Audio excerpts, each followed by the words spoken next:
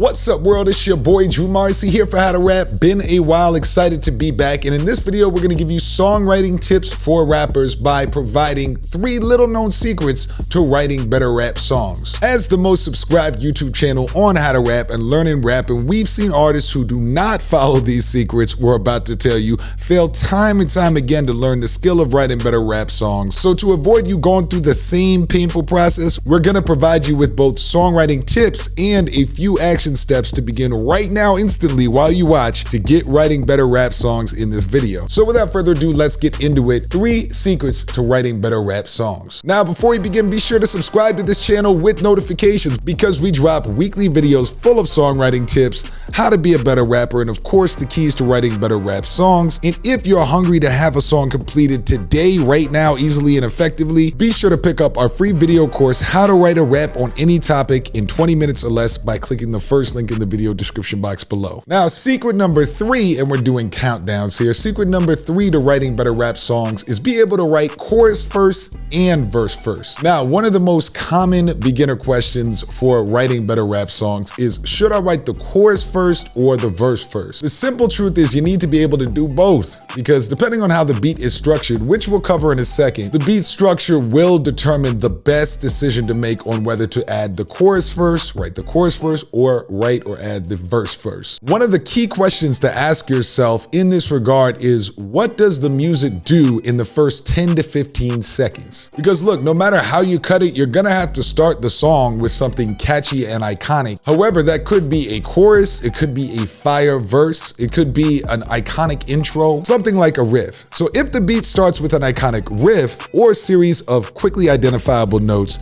that may serve as the first catchy part of the song instead of the chorus. Think about the way Humble by Kendrick Lamar starts. Nobody pray for me, riff of notes. It's been that day for me, riff of notes. That iconic intro / riff of notes replaces the need for a catchy chorus to start, so King Kenny can roll straight into the verse. If the beat had not started with an interesting choppy sample with syncopation, Kendrick may have decided to just roll into the chorus to make it instantly catchy, but by having something memorable to begin the song, he probably felt confident he could do the verse first. Now compare that to a song like Don't Kill My Vibe, which begins not only with the chorus, but a relatively long chorus compared to the other rap songs of the recent era, since it has both the I Am a Sinner section and the actual repeating of Don't Kill My Vibe at the second half of the hook. That's another quick sidebar for you. Don't be afraid to do what we call double-sided hooks. These are choruses that have 2 different identifiable sections within the larger chorus itself, such as the I Am a Sinner to start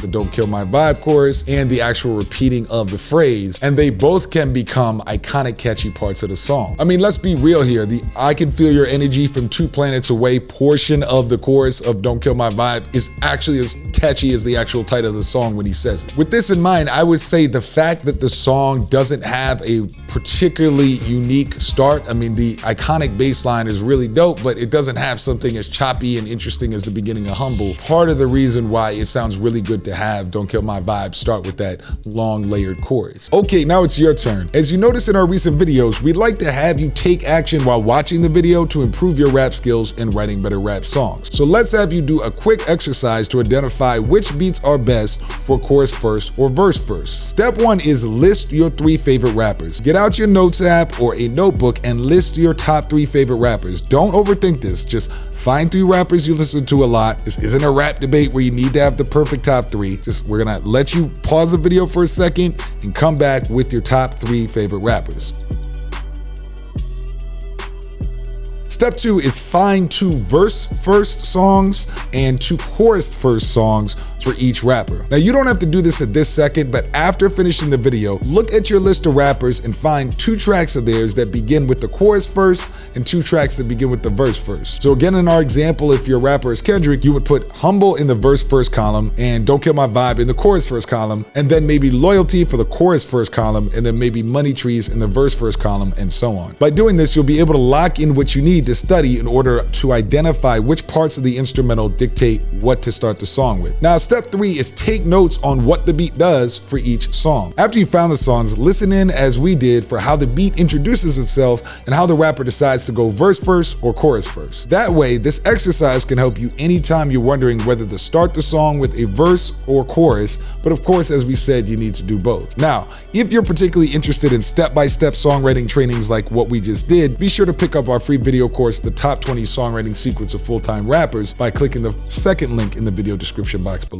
Now, because most of the other rap coaching channels don't actually work with rappers one-on-one that often, we don't hear this next second secret to writing better rap songs. And that secret is the best songs are written in one sitting. Look, we've worked with thousands of rappers over the years, and one of the most common things that stop artists from getting to that real creative pay dirt is that they stop in the middle of the songwriting. Despite this fact, when you listen to interviews with the world's top rappers, and in fact musicians overall, what you'll find is that they'll claim that they write their best songs almost as if the song was just already written for them and they just had to get the words out. For them, it's like the song just fell out of the sky. In other words, often the best songs are written, in one sitting, in minutes, hours, not days, weeks, months, and years. And so you should do the same. Now, again, don't overthink this point and say, well, there's exceptions like Kanye West took years to do Stronger perfectly, or Eminem wrote The Way I Am in several spurts. Look, we understand that, but those exceptions prove the rule. In fact, whether it's Eminem admitting that he wrote My Name Is the day he first met Dre in one sitting, one sustained block of time, or Paul McCartney reporting Kanye wrote only one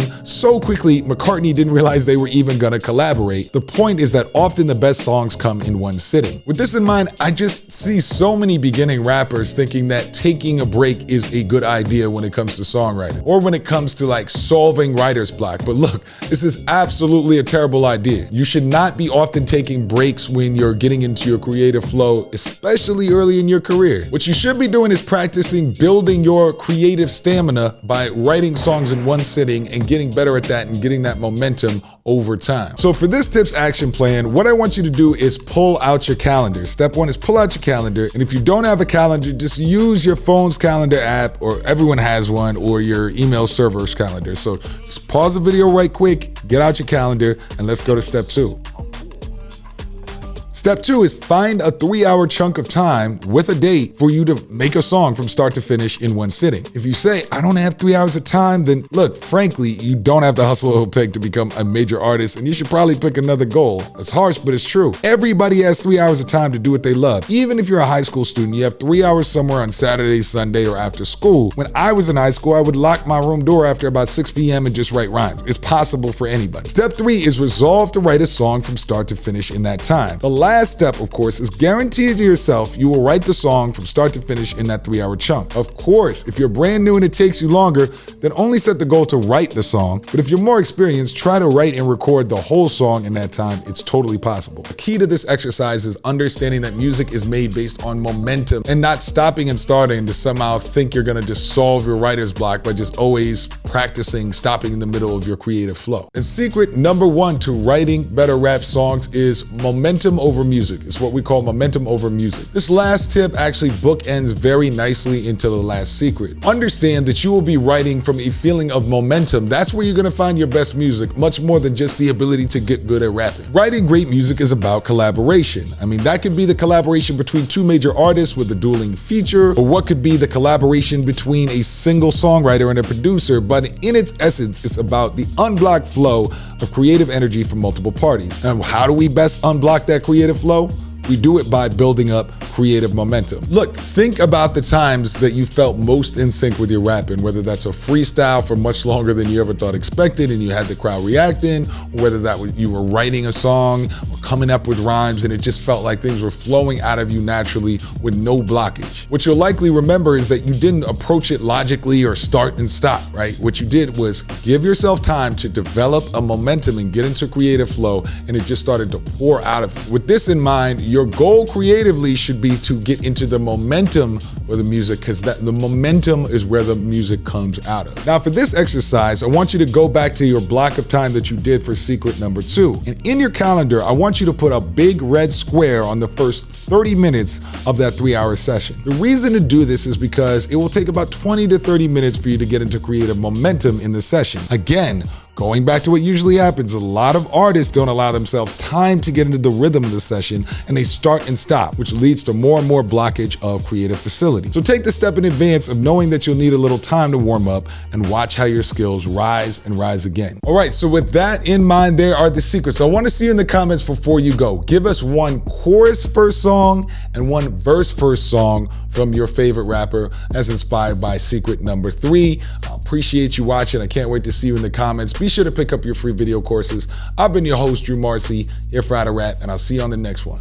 Peace.